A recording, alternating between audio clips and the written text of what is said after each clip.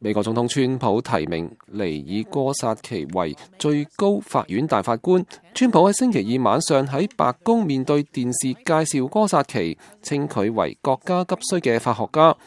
Today I am keeping another promise to the American people by nominating Judge Neil Gorsuch。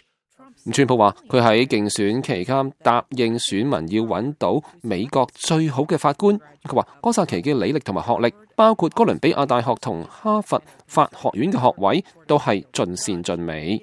川普總統話哥薩奇有超群嘅智慧、無與倫比嘅法學教育，並致力遵照憲法原文解釋憲法。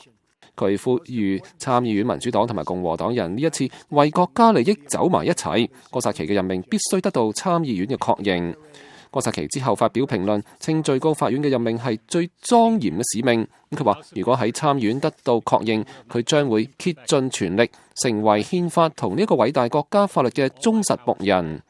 現年49歲嘅哥薩奇如果得到任命，佢將會係有史以嚟最年輕嘅大法官之一。佢將會填補保守派大法官斯卡利亞1年前去世之後嘅空缺。